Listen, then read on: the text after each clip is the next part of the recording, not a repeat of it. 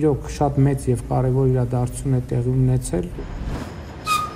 Ադրբեջանի տարածքով Հայաստան հասած ցորենի առաջին ներմուծումը վարչապետ Փաշինյանը մեծ իրադարձություն է համարում։ Ռուսական հացահատիկով բեռնված 15 վագոնները դիմավորելու համար էկոնոմիկայի նախարարը գիշերը հասել էր Տավուշի այրում կայարան։ Այդ խմբականակը Հայաստանի մեկ օրվա պահանջարկն էլ չի ապահովում։ Ըստ էության կարող ենք ասել, որ այս երթուղին արդեն գործարկված է։ 3.5 տասնամյակների մեջ առաջին անգամ է հայկական բեռն անցել ադրբեջանական երկաթուղով ու հասել Հայաստան։ 2 շաբաթ առաջ Բաքուն հայտարարեց բեռների տարանցման սահմանափակումները վերացնելու մասին։ Եվս 15 վագոն ղազախական ցորենը նույն ճամփան է կտրում ու ըստ պաշտոնյաների 2-3 օրվա մեջ կհասնի Հայաստան։ Առաջիկա 3 ամիսներին մինչև 2026-ի հունվարի վերջը Ռուսաստանը եւս 132 վագոն ցորեն կուղարկի Հայաստան, Ադրբեջանով անցնող երկաթուղային նոր երթուղով։ Ըստ ՏԱՍՍ-ի հայտարարել է Ռուսաստանի տրանսպորտի նախարարությունը։ Գերատեսչության փոխանցմամբ ռուսական կողմը ուսումնասիրում է նաեւ այս երթուղով այլ բեռներ տեղափոխելու հնարավորությունը։ Իրավիճակը անսպասելի եւ դինամիկ զարգացումներ են ունենում, ամեն օր բան է փոխվում, որտեղ ի սկզբանե նախատեսված էր, որ Ղազախստանից պետք է գա առաջին գնացքը, ընկալումն այն էր, բայց դրանից հետո պարզվեց, որ Ադրբեջանը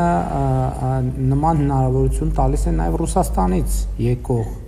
գնացքներին։ Մինչ ռուսները կոնկրետ թվեր են հայտնում, Հայաստանի վարչապետը այսօր դժվարացավ հստակ տեղեկություն տալ պայմանավորվածությունների վերաբերյալ։ Ծավալներից սկսած մինչև էլ ինչ է ծրագրվում Ադրբեջանի տարածքով տեղափոխել Հայաստան։ Նաև արդյոք հակառակ ուղղությամբ էլ հնարավոր կլինի կազմակերպել բեռների տարանցումը։ Մինչև հիմնական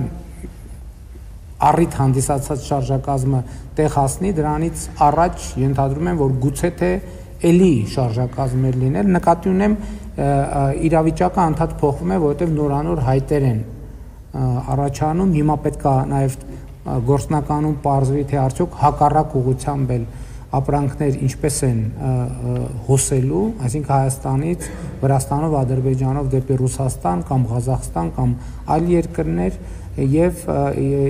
եւ համոզված եմ, որ ժամանակի ընթացած տեղեկատվությունը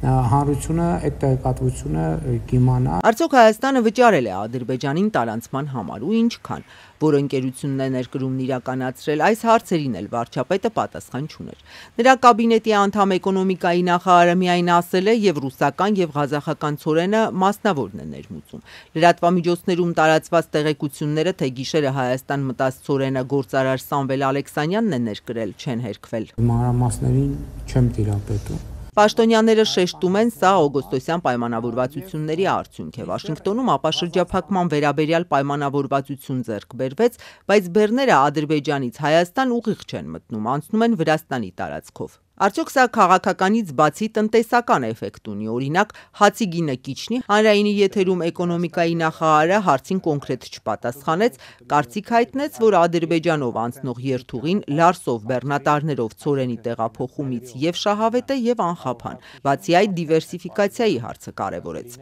Ինչու ես չեմ ասի, որ միանշանակ չէ, այսինքն հիմա օրինակ այսքան տոկոսով կիչնի, որովհետեւ դրանք տարբեր հանգամանքներից են